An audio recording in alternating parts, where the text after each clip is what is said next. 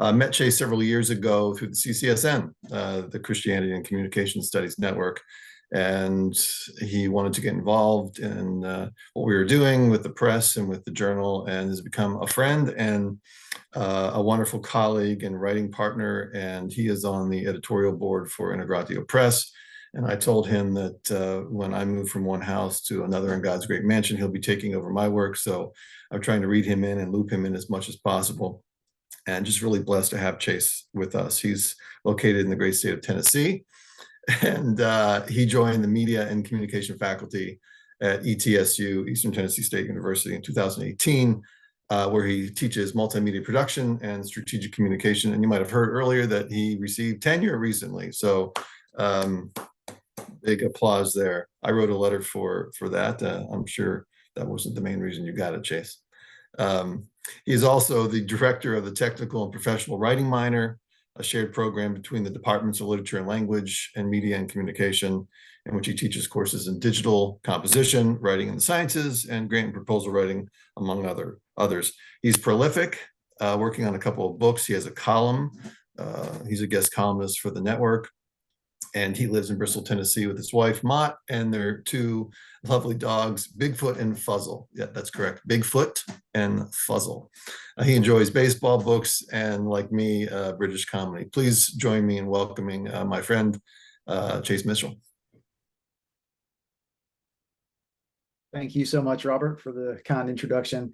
And yes, just as a disclaimer, the aforementioned Bigfoot and Fuzzle are in the next room, and if the mailman comes, I've got my microphone with the setting. It's supposed to mute it, but if I look distracted, it's because they're trying to get through the front window of the house. So I apologize in advance. They're animal intelligence, I guess, not artificial. But so yeah, I'm just thrilled to be part of this conversation. Really humbled to be a part of it, and it's really fun, if nothing else, to think about these things, and very challenging, of course. I hope my presentation. Thank you, Derek. I really enjoyed it so much.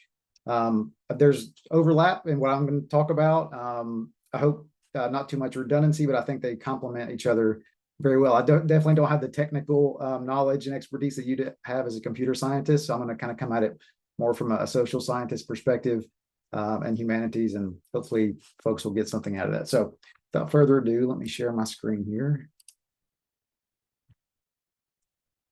All right. Do I need to switch my displays? Yes, you do. Okay. How's that? That works. It's not full screen for me, but it's good. It's good. Okay, so you're just seeing my first slide there? Yeah, I do see your first slide. It's not taking up my entire screen, but it's more, it takes up most of the screen, so it's fine. Okay, as long as you can read the text. Yep. Okay. So my title is More Than the Sum, Reclaiming Personal Encounter in the Artificial World. Oops, sorry. So really how I've framed my thinking here in my presentation is around this idea of personhood.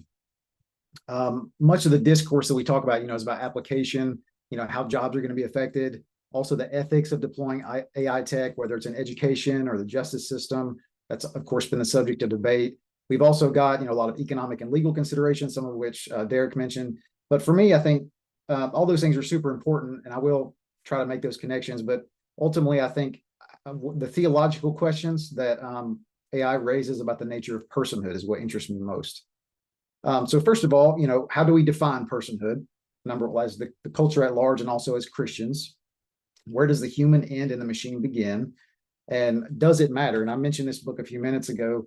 Noreen Hirschfield wrote this over 20 years ago. It's still super relevant and incredibly accessible. It's called In Our Image, Artificial Intelligence and the Human Spirit. And she talks a lot about the theology of the Imago Dei, how we're made in the image of God and how that constitutes our personhood. Talks about artificial intelligence. So a lot of what I'm going to say is actually derivative of her work. Definitely recommend that book. But sophisticated AI, its ability to mimic us in seemingly authentic ways. I mean, we've all had this experience where we're, talking, air quotes, talking with ChatGPT, and it feels like we're, it definitely passed the Turing test, and we're like, this seems like some kind of sentience, dystopian or not. And so that seeming authenticity raises these three questions that I want to explore here. Okay, so unfortunately, though, the secular academy, and I work at a state university, so I see this quite a bit, and many of you all either attend or teach there or have experience or know what I'm going to say. The secular academy in the West has largely rejected the Christian notion of personhood. So for secular intellectuals, a person's inherent value is no longer rooted in the divine. Rather, we humans are merely bipedal primates who have evolved to ascribe meaning where in reality there is none. The postmodern materialist might have a lack for language or meaning making, they might say, and we devise some pretty clever schemes to talk about how, quote, special we are so that we have, something like a soul and a will, for example. But in their minds, the truth is that we're no different from any other hunk of matter flung through time and space. So the only difference between, in this paradigm, between me and you and a walrus is that the walrus eats, drinks, and makes merry without asking why it matters. So humans' quest for transcendence or our spiritual sense is a diluted preoccupation, a byproduct of our overactive gray matter. That's what the atheists would say if they forward a sort of Christian fairy tale notion of reality. Yeah, those are very poorly generated images. You can tell I didn't spend much time tweaking them. But despite what the Academy says, the average Western person, at least in America, tends to reserve special status for our species, however you define that, even if they can't articulate why we're special. So, in other words, most folks would believe that we have some distinct human quality or essence. However, I'd say, if you go down to the local Walmart and ask somebody, how to explain how we're somehow distinct from the rest of creation or from other animals, you probably wouldn't get a very cogent explanation. I'm not beating up on Walmart. I shop at Walmart. I'd say you'd probably have just as hard a time if you went down to the university campus and asked that question. What you'd probably find, I think, instead, if you ask people, to identify the source of human dignity and worth as a mishmash of pop psychology, and also if you're familiar with Carl Trueman, his work about moralistic therapeutic deism. I don't have time to get into what that means, but it's basically just kind of like a squishy notion of some God up there that serves our interests, and we might talk to him or her or it, but it's not really a concrete doctrine, and definitely not the Christian God. But in other words, it's kind of like a new age humanism. Even atheists would likely, wax poetic about how our species is special, that we're rational, or that we have capacity for suffering in ways even that animals don't, mental suffering and so on, but they wouldn't be able to explain why. Even though they can explain how our species is different, they can't put their finger on why we're different. I would say even many believers who've been shaped by the broader culture and also sometimes poorly catechized in the church, they just don't do well at justifying or articulating their faith or why personhood or the Imago Dei is important. That's really what makes us special. And this was another AI generated image. This was the flying spaghetti monster, according to OpenAI. I think that's generally sort of the thrust that a lot of people who sort of, they're, air quotes here, spiritual or believe in a higher power might attribute this type of God. And that's sort of the cultural landscape within which AI emerges. And yes, Derek, I also went directly to Terminator when thinking about the dystopian image. For some reason, it always pops up. So yeah, into this environment. When I was writing this keynote, I said my first instinct was it's into this environment steps artificial intelligence. I was already anthropomorphizing. So I guess the right word become or emerges artificial or is designed. But of course, AI has been ubiquitous for years. Much of our screen time for the last decade and more has been crafted by AI-powered algorithms. But the recent generative term, as Scott mentioned, popularized by ChatGPT and other programs, it's really stoked the dystopian imagination. The common response to these tools, which is usually tongue-in-cheek and then accompanied, though, by a nervous laugh, is some riff on the idea that the machines are becoming more like us, that we should have heeded Terminator's warning and that Skynet is not too far down the road. But my main claim here, and I hope an insight that I can proffer in this, is that the bigger danger with AI, at least in the short term, is not that machines will become more like humans, more like us, but that humans, we will become more like machines. And I'm going to flesh out what I mean by that. I don't mean primarily that we'll become like cyborgs, although some of that might happen. But rather that our habits as humans and our tendencies and our ways of relating to each other will become more machine-like. So if we're becoming more machine-like as we're using AI, what is a machine like? What is, if you will, machinehood? There are at least three ways that I've identified that machines are not like people. One, a machine's value is derived primarily from its functionality. Two, a machine is merely the sum of its aggregate parts. And three, and forgive the fancy terminology here, a machine's relational ontology is not the same as a human being. So I'm going to consider each one of these and they're related to each other. The first difference, a machine's value is determined by its functionality.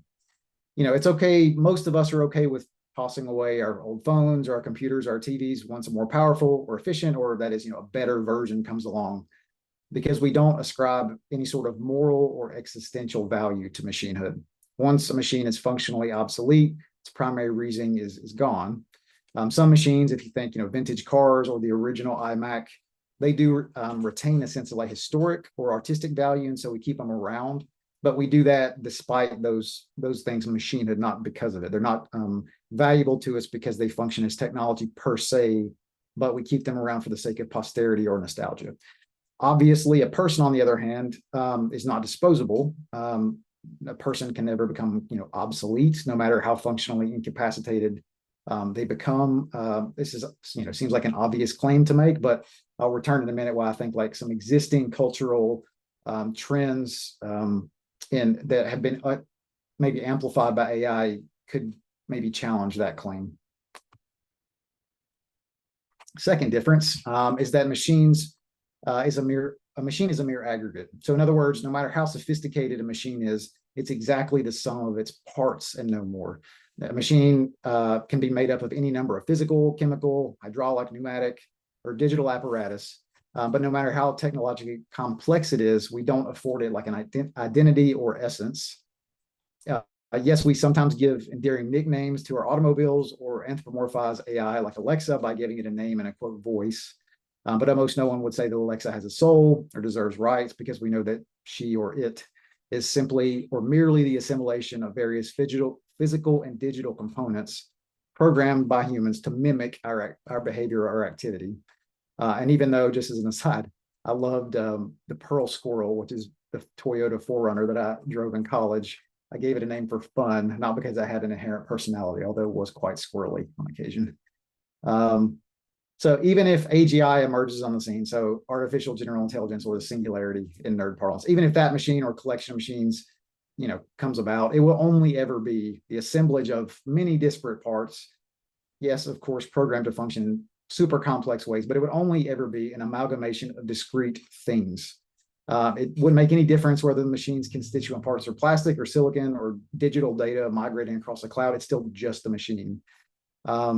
This remains true even in the case of the AI black box conundrum. If you're not familiar with that, it's, if an AI performs unpredictably or exhibits seeming creativity, or if it, quote, hallucinates, all those things that are seemingly mysterious, it's not because there's like, a ghost in the machine or an ethereal sentience. It's just a byproduct of the complexity that we've designed into it. And so even if a user, or sometimes even the designers, don't necessarily understand what's happening inside the AI, that's not because there's some, identity there. It's just a byproduct of the complexity. Moving on to people, though, obviously, a person is not a mere aggregate. Frederick Buechner, a Christian author and writer who many of you may have heard of, he has a great quote that I love. He wrote that a miracle is when the whole is greater than the sum of its parts. That's what human life is, and that's what human life is like. So a person is a psychosomatic creature, sui generis, so totally unique, whose identity is irreducible to constituent parts and ontologically more than her biochemical makeup. So she's not a mere meat machine, which is something that like Marvin Minsky at MIT might say, nor is she a body into which a soul is deposited, or a soul that takes on a body, which would be the Gnostic heresy. Instead, though, a human being is an enfleshed soul or a besouled body. That's the Christian language, and that's the Christian claim. And human life is miraculous in this way that a machine is not. So a person is precious, and personhood is sacred because God makes us, quote, more than our sum. He makes us more than our constituent parts. Third difference. It has to do with what, like I said, relational ontology. A simpler way to say it would be the order or the hierarchy of creation. So as Christians, we believe that God the Father creates a person for the purpose of eternally glorifying and enjoying him in the Son and by the Spirit. The Holy Trinity is a relational Godhead that we creatures are graced to reflect and participate in, and humans derive their eternal value from the fact that we're made in the image of God and participate in his triune life. Our worth, the important point here, our worth is given to us, and we enjoy the good, the true, and the beautiful only in relation to God, our maker. So in Christianity, we might say that personhood is, quote, top down. The problem that AI presents us with, though, is that it provides a very powerful technological means for self-worship.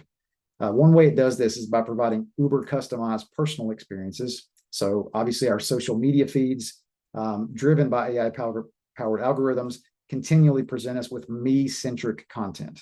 The AI creates a world in which the user is a kind of God, an avatar to which all of digital creation must bow. So if personhood in Christ is, quote, top down, personhood according to AI in this sense would be bottom up. Whereas in the Holy Trinity, Jesus is the source and telos of creation, and we in Christ are the locus of the Father's love. In the, quote, AI Trinity, me, the user, is the center of attention. And if I can strain the analogy a little bit, instead of with the Trinity metaphor there, instead of the Spirit proceeding as the love between the Father and the Son, and the AI algorithm proceeds as the love of the self and for the self. Another problem with artificial intelligence, and I promise you I'm not going to be too pessimistic. I'll get to a more redemptive perspective on AI, but I'm just identifying some problems. But another problem is that artificial intelligence encourages self-worship in another way. Incredible sophistication has exacerbated our human tendency to marvel at the work of our own hands. Our belief in the human ethos, and specifically our species' ability to create, can foster a false sense of independence or self-determination. So even though you or me, and most, I don't know, maybe there's somebody on here who's on the ChatGPT team who may, but even though most of us had no direct hand in making these tools, we receive and experience and use such, quote, gifts from their human creators in a kind of like reverent awe.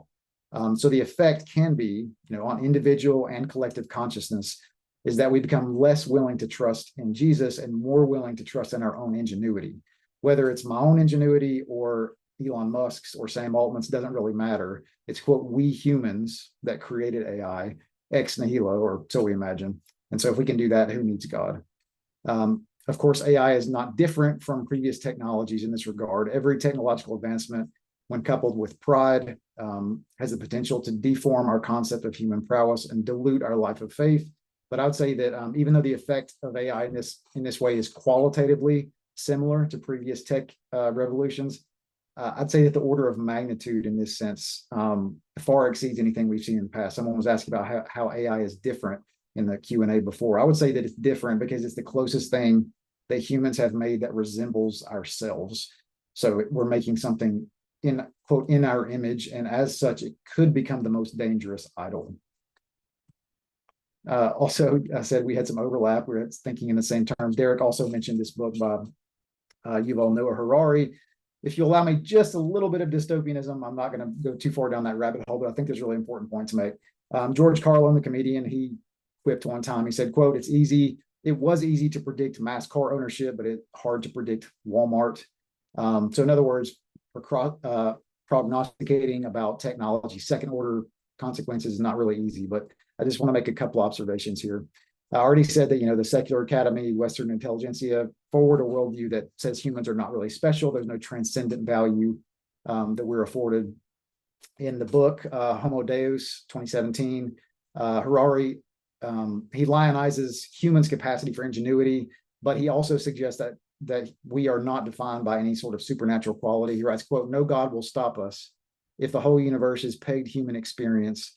What will happen when the human experience is just another designable product, no different in essence from any other item in the supermarket, close quote. So a question like that assumes a worldview, in which a person is mere matter. It's the dataism perspective that Derek mentioned.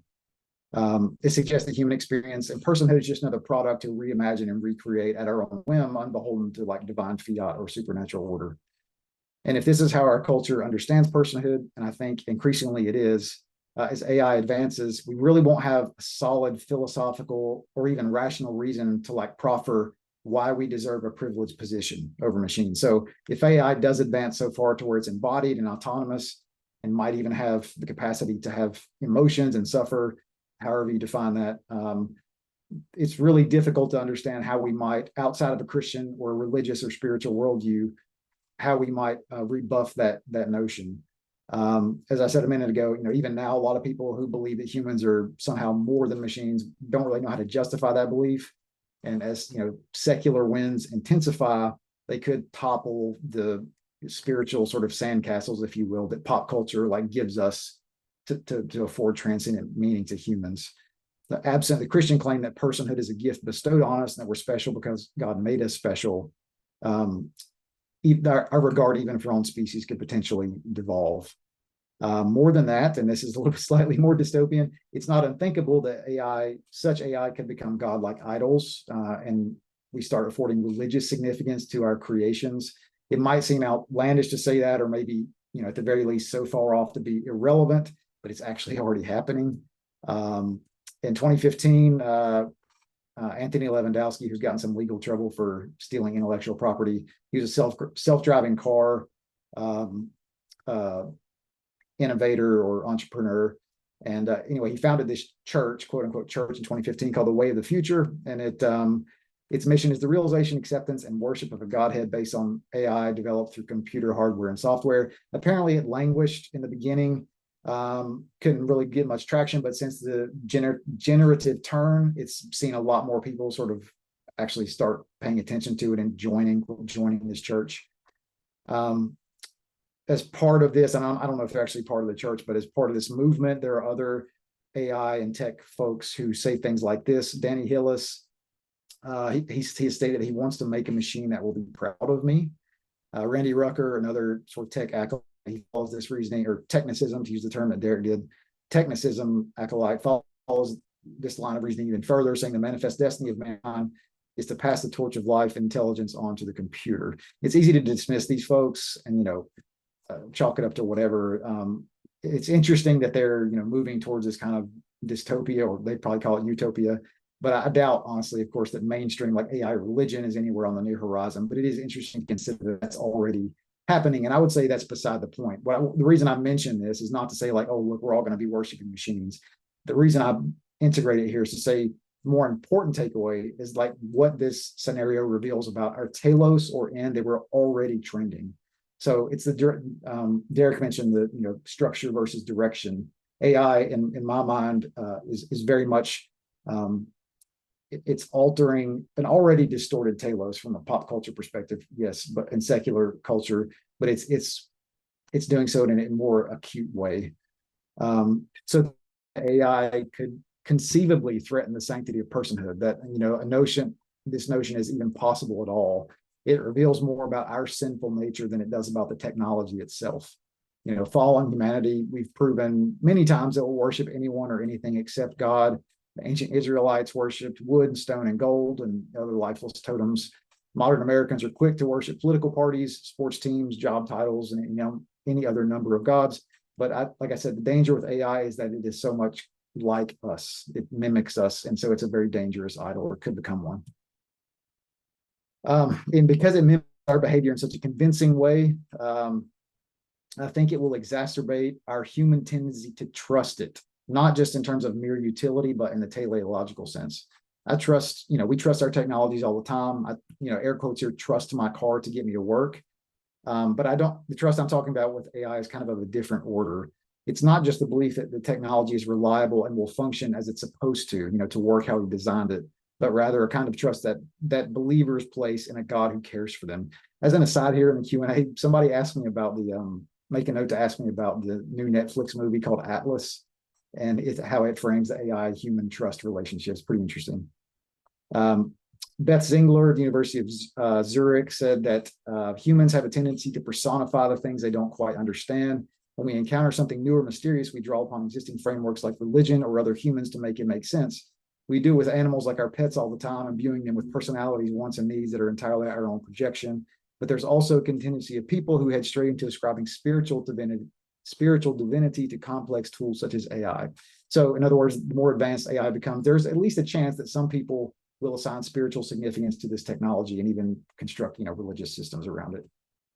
Just a few thoughts to conclude, though. I will pump the brakes on the dystopianism and kind of come back to my main claim, which is not that machines we're going to worship them and they're going to take over the world. But in the short and midterm, the bigger danger is that we're becoming more machine-like. And that is, AI is making us more like it, or it's making us in its image. As our daily liturgies of attention, again, Jamie Smith, Derek mentioned, has a lot of really interesting things to say about this, are increasingly monopolized by algorithms and social media. We become more machine-like in our habits and ways of relating to one another. One of my grad students recently wrote in a discussion post, quote, "Modern technology has created a world in which consumers themselves are the preeminent products, and our attention is the preeminent currency. As AI-driven content becomes the primary source of information, entertainment, and culture setting, attention is the new currency." So the machines, in other words, aren't, as in the Matrix, farming humans for energy, but AI is being deployed by companies and organizations to farm our attention, because the fruit of that attention is data that can be monetized. In that process, we're being nudged, to use Derek's, we're being nudged in these different directions, and our liturgies of attention are being cultivated in such a way that our attention, and I would suggest also our hearts, are being warped in such a way that the things we value, and for some of us, even the God that we worship, are being obscured by the telos proffered by these other, quote, gods. The strangest irony, I think, is that we've become what we behold, high-frequency data processors that require constant input to function. And in a sense, we become functions of the very machines we designed to function for us. I get the little technology, how the system is working on us at the human level, that some folks were asking about. There's a lot more to explore about this topic. I'm already at most of our time. I haven't said anything about the transhumanist movement or Christian transhumanism. I haven't talked about AI in higher ed, which I have really strong opinions about. Media ecology is a subfield of mine that has infinite, I think, perspective. Elul and others to talk about this. And also, I really haven't said many positive things about AI. I do think there are positive applications, which I'm happy to talk about in the discussion. But I really just wanted to get you all thinking about AI in some new ways, how it relates to the notion of personhood in theological terms, and also not necessarily how the tech itself, in terms of the mechanics of how it affects society, but generally speaking, how it disorders our sense of telos and what we're striving for, so to speak. Ultimately, when we're talking about any new technology, and especially AI, we get distracted with arguments surrounding the tech's utility, and we lose sight of how the tool forms, reforms, or deforms our telos. Ultimately, we're created for a life of love. That's what God creates us to love, right? And so any technology that reshapes how we love, we need to think about that. God is love. We reflect his love with other people. Sometimes by using technology, sometimes we put technology down. I don't know where the line is in each individual circumstance, but I think it's an important conversation to have. I mean, right now, though, AI, for all the potential good it has, it's really inculcating habits in us that depersonalize a lot of relationships and reorient our sense of love and telos. Just a final word is to say, the second order effect could potentially exacerbate our human tendency toward idol worship. So if right now AI is helping us worship ourselves more, down the road as it evolves, the dystopian danger is really that we start worshiping the work of our own hands instead of loving, or worshiping the things that we created instead of worshiping who created us. All that said, I'm hopeful and I'm a Christian, and I believe that God uses all things in his way, in his time, for his ends. He'll redeem AI in some way, not totally, not wholly, but he'll use it in his providence. Anyway, that's all I have. I do appreciate your all's feedback and comments. We'll be happy to answer questions. I know there's a million books and articles out there right now. These are just two recent ones that I found really insightful and interesting. They're not, I say, anti-AI and pro-AI. I mean that they're both balanced, but one of them leans more towards being, cautious, and the other one's more enthusiastic. But thank you all very much for your attention. Really appreciate being here. Thank you, Chase. That was awesome, and you were speaking directly to my heart. This is stuff that I've been feeling and thinking for a while. I'm going to pull rank as moderator again, and I'm going to ask the first question, because this is something when you were talking about how the difference between humans and machines in terms of just the idea that we build them and we can map them, and they're a different kind of thing than humans. And that's exactly what I've been feeling all along, that as much as an AI might appear like a human being on the surface, it is functionally a different thing underneath, under the hood. So, but I want to play devil's advocate here, because I've thought the exact same thing, and many times I keep bumping into this argument that if you can't literally tell the difference between a human and an AI at some point, does the difference actually matter? So I'm thinking here of like the Westworld scenario, right? Where you've got the hosts who are robots that are so human-like that essentially once they get out into the real world, you can't tell. And in fact, the show portrays them very much as thinking and feeling in the same way that we think of humans as thinking and feeling. And there's this question of, maybe under the hood they operate differently, but if the result is the same, why does it matter? Yeah, it's a great question. It's the conundrum, like taken to the logical extreme. Like if we could build molecule by molecule, some facsimile of a human, even though we, created it, should it be considered on par, in any number of ways with humans? I think the litmus test for that would be, there's all kinds of ways that you identify Imago Dei, right? Made in the image of God. There's like, some people have said it's because we have reason. Some people have said it's relational, like we can only exist in community. For me, and this is my personal opinion, I think that at bottom, the final thing that you can't, the irreducible component that humans have, each person has the capacity to do, is self-sacrifice in love and being aware of that. That, in terms of my thinking, that is the litmus test. So, I guess this is a strange thought experiment, but if there were a machine that had emotions and had sensory experience and embodiment and all the things that humans do, and that would allow them to make some type of knowing, self-aware sacrifice to give themselves up for their kind or for other beings, that would be the closest thing to the Imago Dei in a machine that I could identify. At the same time, though, I think that third point that I mentioned about the relational ontology, even if we succeeded in creating something like that, it's still our creation. You could, I guess, maybe make it from the transitive. Well, God made us and then we made them, and so they can love. And so, but that would be the only feasible scenario that I would say, like, they should be afforded the same status, if you will, as humans in the sight of God, is if they can knowingly, self-aware, make self-sacrificial love on behalf of another of their kind.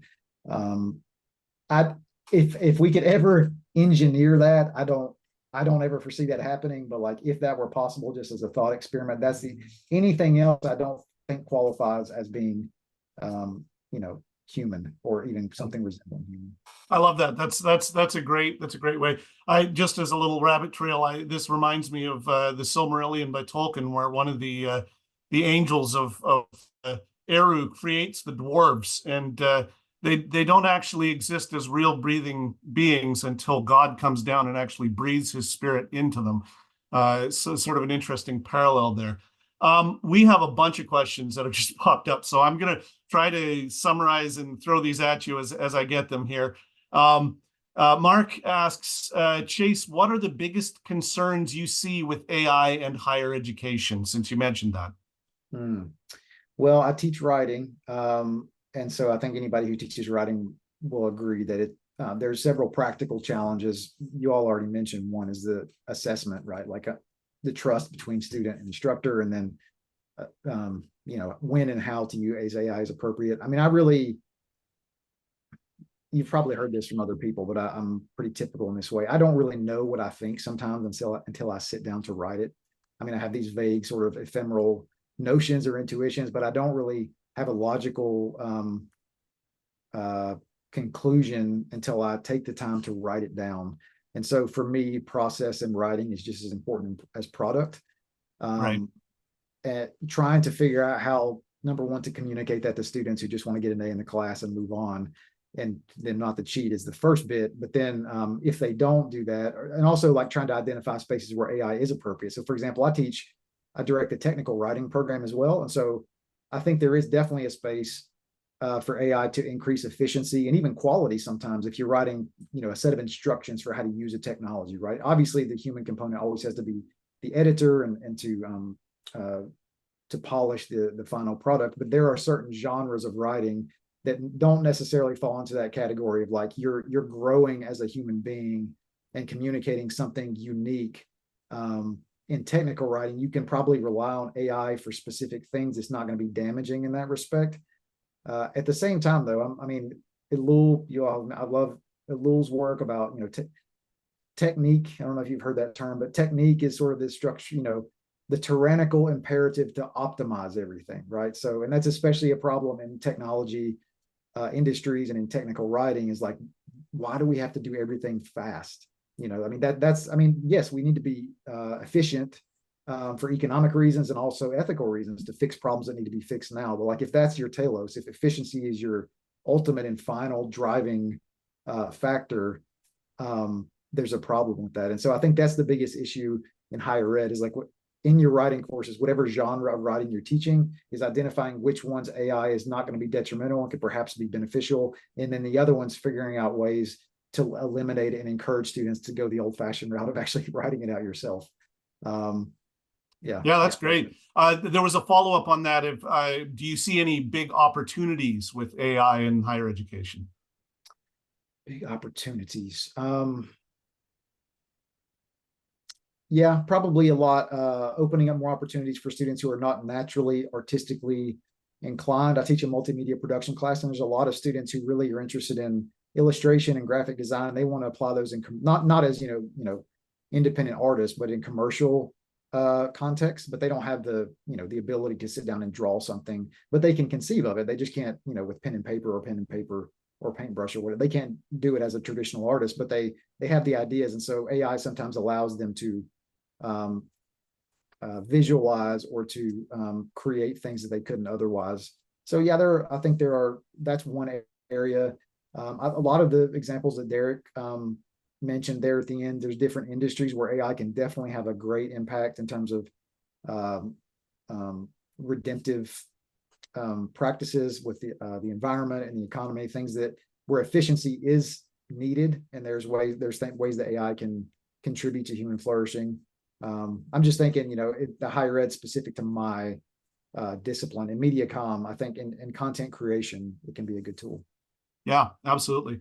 So just so everyone knows, we have about 20 minutes left. We're going to be done at 10:40, 1:40. There's all kinds of comments coming in. We won't get to everything. Sandra has a really interesting note about the difference between humans and algorithms.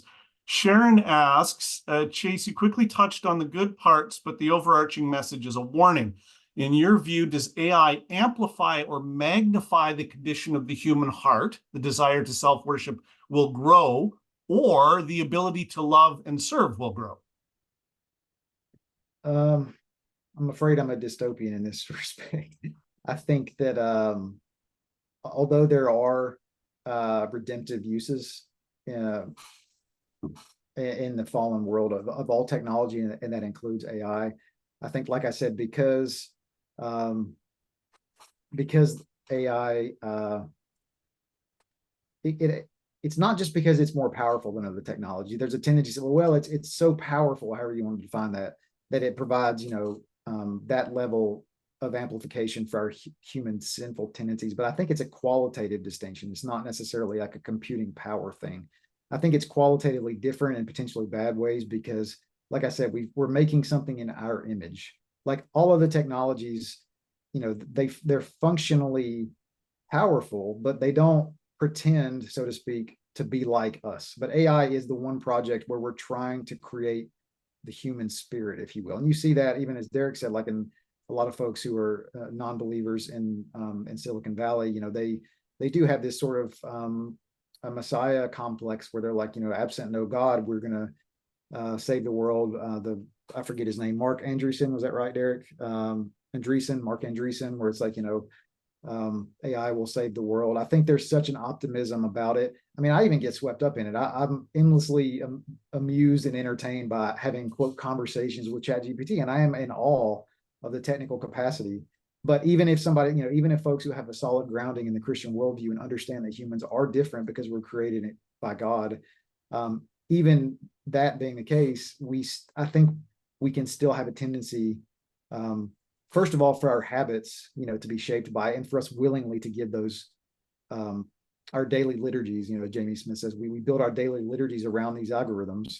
But increasingly, I think the more sophisticated they become, people will really start to afford a value to them that's totally different from any other technology. I mean, it's not hard to see why people, some people like have real relationships, pathological they may be, with their cars. Like I joked about having the Pearl Squirrel, but like I do know some people are like, yeah, I have a real emotional connection to my car, and they're halfway joking, but they're halfway not. They're saying, like there is this relationship with my technology. So if people can have that level of emotional connection to the thing that gets you down the street, if there's something that is communicating with you in a human way, there's that, it increases that capacity for relationship even more. So I think it's dangerous. I do, we mentioned like the demonic. I don't think it's the technology itself. Like you mentioned, like somebody mentioned like demonic AI. Like it's not like there's not some inherent quality about AI that makes it bad. It's technology is ultimately derivative of humans. So it is just an amplification of our sinful nature, but it's just the telos of this particular framework to me that is dangerous. Yeah, and someone actually mentioned this earlier in the chat, and I forget who, but that AI has ethical assumptions and concepts built right into it, right? So we're not dealing with something that's culturally neutral in any way, shape, or form, and it could be good, it could be bad. There are ideas already, there in the technology that I think are really, really important. So, this question here is a little bit more philosophical, but it follows up on our earlier conversation. And if I don't know if you want to go with this or not, but couldn't God ensoul an artificially formed creature that sufficiently resembles the image of God? So that's obviously speculative, but it's an interesting question. Sorry, I missed. You broke up there for a second. Could you Yeah, repeat that? couldn't God ensoul an artificially formed creature that sufficiently resembles the image of God? Yeah, it's a tough question. God can do what he wants. Yeah. I would say God could, yeah. I think the problem is us believing that we could do it on our Yes. own. So Yeah, that's great. That's the hang up. It's not that, Yep. That's the pride. I mean, ultimately, pride is the original sin and the penultimate sin. And so, yeah, it's the Tower of Babel, but amplified. That is a good question. I mean, like I said, we really struggle if you take the thought experiment to the logical extreme. Like you do have a synthetically derived organism or android or whatever that has all the same characteristics of a human. Is it just because God created us? However you want, I mean, evolutionary biology, or however you want to understand the creation story, like why does that make us in the image of God? And then the work of our own hands is not on that same level. I don't think it's necessarily even ontologically different. Like they may have the exact same functions, the exact same feelings and everything, but the difference is that humans in our pride created them to be like us instead of submitting to God, our creator. So I think that third point in my framework is probably the most important, because without it, the rest of them fall apart. It's understanding that our life and our value is gifted from God. So if we re-gift that maybe to an artificial intelligence, does that mean they are the same being? I don't know. That. I mean, it's interesting. Great question. So the concerns, this is Case, the concerns for humans becoming more machine-like is very valid. Good stuff. How can we set up guardrails, not just for the tech companies and innovation of AI, but for the ways that consumers interact with it? Who are the players that are responsible for legislating and enforcing these guardrails, ensuring precaution? Ideally, we want more architects than firefighters. Yeah, it's tough. I think one of the challenges right now is there's so many different tools.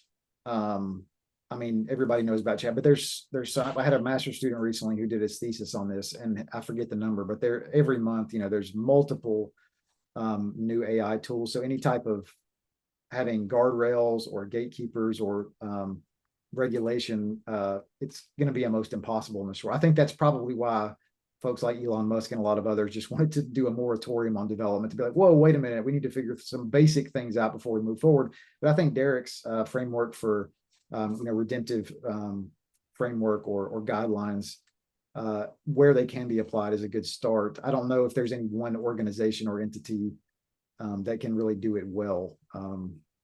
It's just like anything else on the cutting edge of technology. I mean, there's not a whole lot because people don't know what's next. So how can you regulate innovation if you really don't know where it's headed?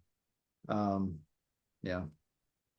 Well, and there was a follow-up thing on that as well, where Sandra says to set up guardrails, do we not have to first agree on the ethical discipline that will be applied? Like they often conflict. Does this mean we need a new ethical paradigm?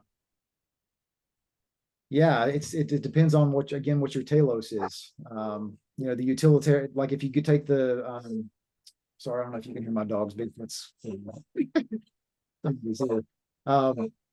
I think it depends on the telos and how you define, is it utilitarian or the quantitative metrics or is the qualitative human component? It's almost undefinable and immeasurable sometimes. I mean, there are certain ways you can figure out how a tool is positive, but like you said, sometimes the values themselves, there are scenarios where there's not a clear path forward. I don't really know what the answer is on that. I mean, ultimately, you just chalk it up to God's providence and try to, in each specific situation, apply the norm in ways that, number one, doesn't do harm, and number two, benefits humans in some way.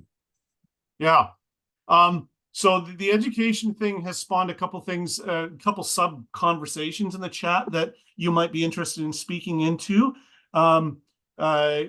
Just as a teacher, I think this is something that is of interest to all of us who are involved in education. One of the comment threads is about bringing handwriting back, and whether that's as a teaching thing, is that a really valuable tool? And then another, my colleague Divine put a comment in about the value of AI for leveling the playing field for international students who speak English as a second language. So any thoughts that you have on either of those issues, I think would be kind of interesting to throw into this mix. Yeah, I think the manual writing thing, I have several colleagues and also friends who teach K-12 that have started reintroducing handwritten in-class assignments. Unfortunately, it's just the only way that they can ensure, that the writing is original. My handwriting was ruined in 9th grade because I had timed 30-minute written essays. I used to have beautiful handwriting, and then one of my teachers said, "You have 30 minutes, go," and then I have terrible handwriting now. But I mean, that's probably the most basic way that people are pushing, or instructors are pushing back against cheating, is like, doing that. I don't know what type of merit there is to that. The thing about international students is a great point. I mean, we have a graduate program, and there definitely is. We want our international students. They have to pass the TEFL exam and all this, and of course, their application materials have to be up to par, and they have to have the writing quality to be admitted to the program. But yeah, sometimes there are times when English is not their first language, it can be a challenging thing to write, a 100-page thesis. So allowing some type of integration of use. I mean, obviously, they're already using tools like grammar and spelling check, and then maybe Grammarly. So how far along do you allow them to use something like ChatGPT to help them? I think that's an important conversation. You just want to be equitable, and if they're learning the concepts and they are able to use a tool like that to create, as long as they're not relying, totally on something like that, I wouldn't have a problem with it. My only problem with cheating with ChatGPT is where it's obvious the student has, like, the entire assignment gone directly against the course policy. So, if I say in this assignment you can use AI, but only in these ways, and then the entire assignment they submit is obviously generated by it's just a dishonesty and uncaring. I really don't care about my education. I just want to get an A. That's my biggest problem with it. Yeah, I mean, I was on our university's AI task force, and this was a real challenge. Is sort of figuring out what everyone is saying, and this is our experience as well, I think, as educated people, is that it's when you get stretched and when you get pushed that's when you learn, right? And that's when you improve. And so whatever you offload to a machine, you're not growing there, right? And that's the challenge with sort of setting up standards and stuff. So yeah. Kevin, and just go to ahead, Scott. Just a shout out, because Gordon has been weighing in on the chat, but he was also on that task force with you. I'm not sure if anyone else in this session was on that task force. Is that document you all came up with shareable, or is it specific to, it might be interesting. You guys did some really good thinking to trying to create a purposely vague set of guards. Yes, actually, Gordon, if you've got a second to hunt down the link, I think that is publicly accessible on our website. If not, if it's behind our guard, it's not meant to be a hidden document. Oh yeah, okay. Arnold put our colleague put it in the chat there. So if anyone's interested in looking at what our group came up with, that's kind of valuable there too. It's hard to summarize what's going on in the chat right now. We're going in a lot of different directions. What we seem to be getting is two lines of discussion. One is the education thing that we've been coming back to a few times, and then the other is on this whole issue of regulation and standards and things like that, and it compared to this sort of bigger issue of humanity and AI. Rosie asks, is regulation going to ultimately be effective in reining in the ethical issues of AI? Companies already ignore environmental regulations with little more than a hand slap for it, or they use their political clout to get people elected who will overturn environmental laws. They will do the same to block AI guardrail regulations that would hamper their earning power. And I think this does turn the conversation into some interesting directions, maybe for our last few minutes here of, so pragmatically speaking, what do we do about this? You've identified some of the problems with, the telos issues, and I think that, like, I just love those insights. What do we do about it? Derek?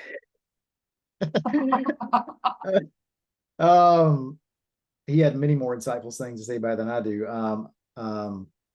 I think okay, I'll speak to those in two terms. One is an educator, and one as a in my personal life. As an educator, I think it's about, in each class, building assignments that acknowledge the relevance of AI and how students are going to need to know how to use it ethically and effectively as part of their employment in almost every sphere. So, like, not leaving them behind, so to speak, like, so they know how to use it ethically, balancing that with also leaving enough space within class for them to learn the things that are not part of AI that should be part of a classical education, which is learning how to write, learning how to speak, learning how to think, learning how to relate to other people.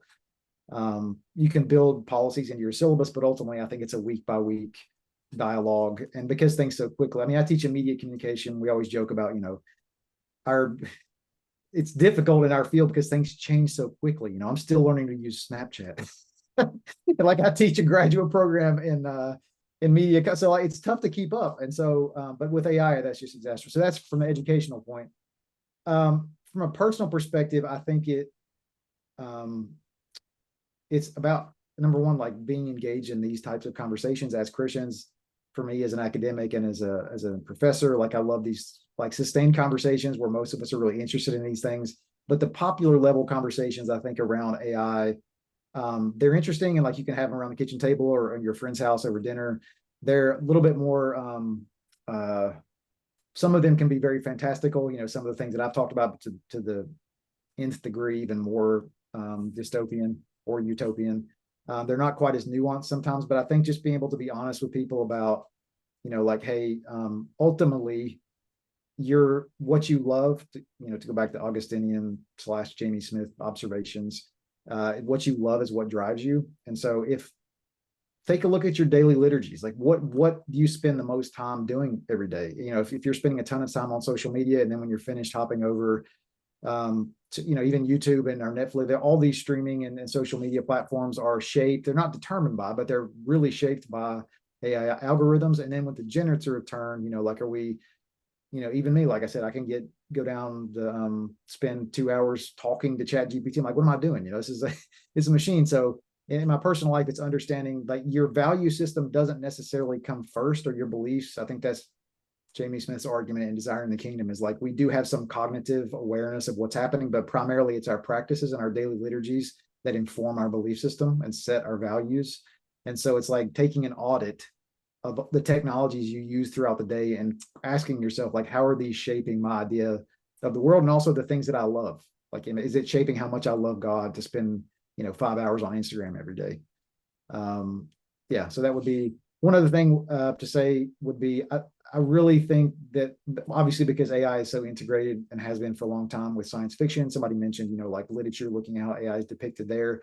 I think that's a great starting point. I have found to talk to people and kind of initiate these conversations that may not be as interested in AI.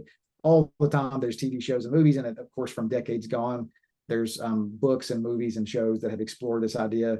And so like talking to people that are interested in movies and pop culture about how these things, because, the different ethos of AI is always embedded in the story, right? So I mentioned the movie Atlas, which my wife and I just watched, I don't know, last week on Netflix. It's not a great movie. I think it's got like 20% on Rotten Tomatoes. Jennifer Lopez is the protagonist, but it does have a very interesting take on AI.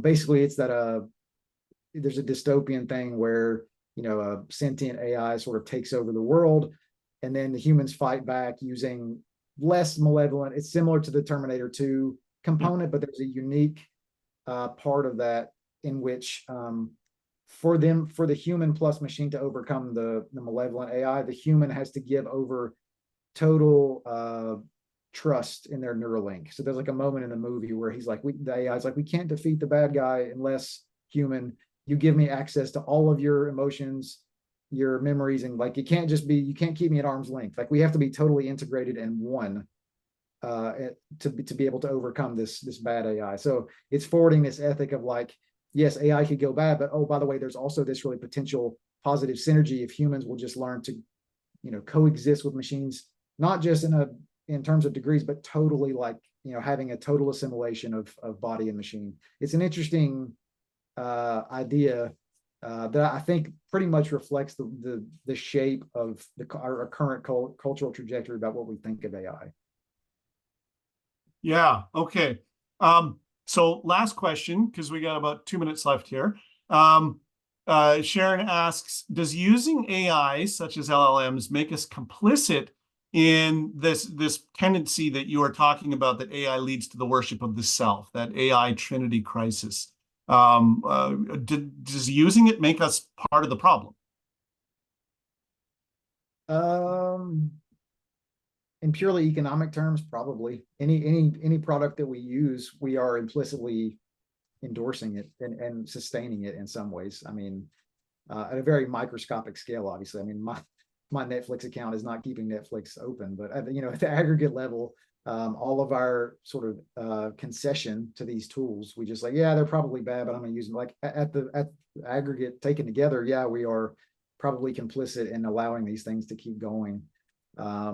And some people take very sort of legalistic positions on, I'm going to totally cut out this technology or that technology because it's contributing in some way. The same thing that happens with environmentalism. You cut out carbon emissions, even though you're individual, you're making a value choice, and that's fine. That's totally fine. But I mean, yeah, I would say overall, individually and as a collective, we are probably all complicit in, sustaining the machine that is reshaping our telos.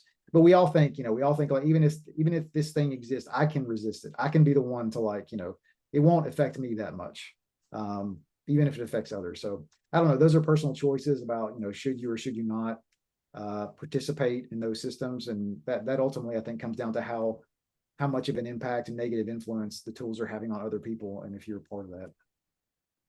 That is great. I love. This is a great presentation. Thank you, Chase, very much for making sharing all that with us. Really, really thought provoking.